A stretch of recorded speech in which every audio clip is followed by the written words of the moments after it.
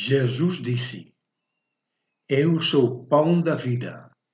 Quem vem a mim nunca mais terá fome. Quem crê em mim nunca mais terá sede.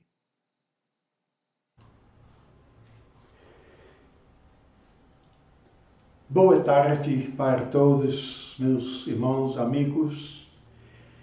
Nós vamos pensar hoje mais um pouco no livro, a carta de Colossenses que o apóstolo Paulo escreveu para a igreja que estava lá.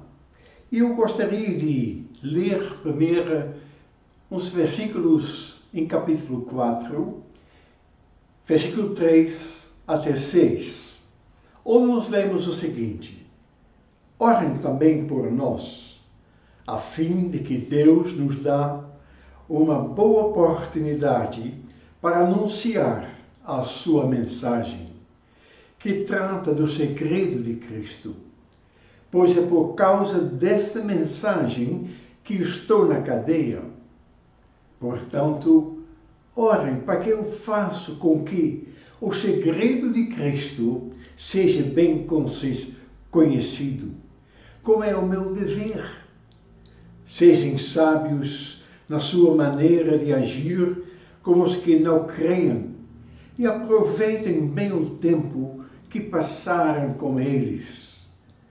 Que as suas conversas sejam sempre agradáveis e de bom gosto, e que vocês saibam também como responder a cada pessoa. Irmãos, a nossa vida dia a dia não é tão fácil às vezes como parece. Nunca foi fácil. Se eu penso aqui no apóstolo Paulo, quando ele escreveu essas palavras, como ele mesmo disse, ele estava na cadeia. Não era fácil. As cadeias não eram de muito luxo. As pessoas que estavam lá não eram tratadas como visitantes, mas com rigidez, às vezes com brutalidades. E Paulo, ele está lá. E poderia imaginar que ele poderia pedir oração na igreja, dizendo: pede a Deus para que ele abra a porta da cadeia, como ele fez para Pedro, para que eu possa sair também livre. Eu poderia imaginar que ele poderia pedir, disse: ora a Deus para que ele mude o coração desses juízes, desses juízes, dessas pessoas que estão aqui me tratando e guardando. Não foi isto. Irmãos, por que não foi isto? Porque o Paulo conhecia a palavra de Deus. Em Mateus 6, versículo 25, a palavra de Deus diz assim, Jesus falando: por isto eu digo a vocês, não se preocupem com a comida ou bebida, ou precisam para viver, nem uma roupa que precisem se vestir. Afinal, será que a vida não é mais importante do que a comida? E será que o corpo não é mais importante do que as roupas? Em versículo 34 do mesmo capítulo, ele disse: por isso não ficam preocupados com o dia de amanhã, pois o dia de amanhã terá suas próprias preocupações. Para cada dia bastam as suas próprias dificuldades. Mateus 6, 33 disse: portanto, põe em primeiro lugar na sua vida o reino de Deus e aquilo que Deus quer, e Ele lhes dará todas estas coisas.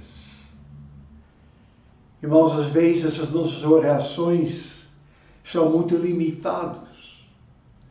limitados às circunstâncias do dia, limitados àquilo que a gente está enxergando, àquilo que a gente está sentindo. Eu estava pensei, talvez seria a mesma coisa se eu estivesse aqui em casa com Traine e eu ia falar sempre com ela: ô Traine, não esquece de fazer o almoço, tá? Não esquece de arrumar o café e o jantar. Irmãos, eu sei que ela faz. Eu sei que ela me cuida. Eu sei que não preciso me preocupar com isto. E assim Deus disse para nos não preocupar com as coisas de dia a dia, porque Ele cuida de nós.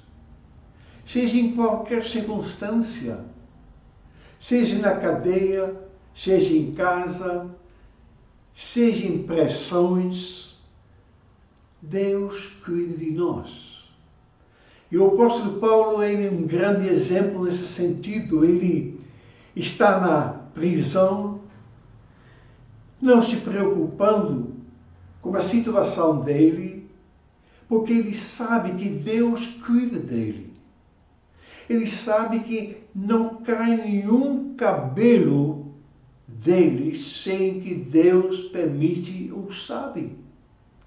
Ele sabe que Deus tem prometido estar com ele todos os dias, seja aonde for. Isto é confiança, isto é fé. Paulo, ele tinha só uma preocupação, e a preocupação dele era o quê? Aquele que ele disse: ora por mim. E o que ele pede para as pessoas orar? Ele pede para as pessoas orar para ele, para que ele pode pregar a palavra de Deus e para que Deus dá oportunidades para ele anunciar o segredo, o mistério da salvação em Cristo Jesus. Esta é a preocupação do Paulo. E eu gostaria de perguntar qual é a minha preocupação hoje. Qual é a nossa preocupação hoje? É realmente nós estamos descansando em Deus, sabendo que Ele sabe todas as coisas, sabendo que Ele nos cuida, que Ele nos protege. Lógico que nós temos de ter a nossa responsabilidade. Nós não precisamos pular do torre para mostrar que Deus nos cuida. Mas podemos saber que aquilo que não está nas nossas mãos, Deus nos cuida e nos protege. Paulo disse aqui em versículo 3, orem, ora para mim, para que eu possa ter uma boa oportunidade de anunciar a sua mensagem. Irmãos, nós devemos orar hoje para os líderes da nossa igreja, para os pastores, para os evangelistas, para os mestres, para aqueles que Deus chamou a pregar o evangelho, para os missionários, para que Deus dá para eles. É uma oportunidade, uma boa oportunidade, no meio desta pandemia, no meio desta pressão, no meio de perseguição, para anunciar a mensagem do segredo de Cristo, a mensagem da salvação. Paulo disse, porque por causa disto, esta mensagem, que eu estou na cadeia. Irmãos, ora para nossos irmãos lá na Índia, no Paquistão, China, Bolívia.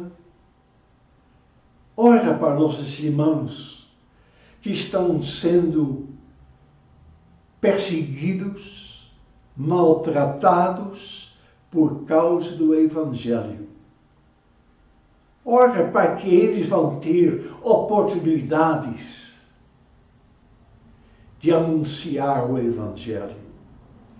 Quando a gente ouve eles falam que eles não estão coitados, eles não estão assim necessitados, mas eles querem pregar, falar, anunciar o Evangelho de Jesus Cristo. Que nós aqui no Brasil podemos aproveitar as oportunidades que Deus nos dá de anunciar o Evangelho de Jesus.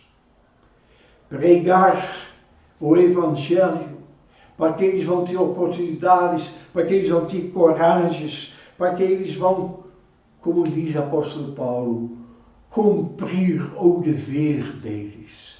Paulo disse, este é o meu dever. Meu dever é pregar, anunciar o Evangelho.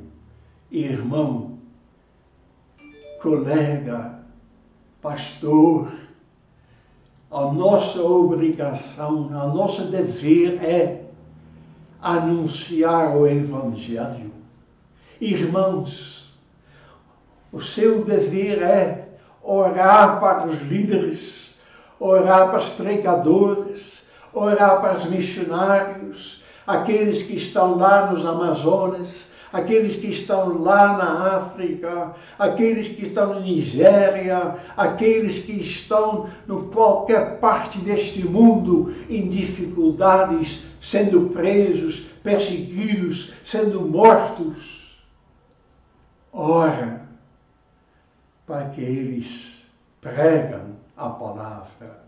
Ora também para os líderes aqui no Brasil, que nós não vamos perder nosso tempo com brigas, com política, como eu acho e como você acha, mas que nós vamos ocupar nosso tempo pregando a mensagem de Cristo, a cruz do Calvário, a mensagem que transforma, a mensagem que liberta, a mensagem que cura, a mensagem de Jesus.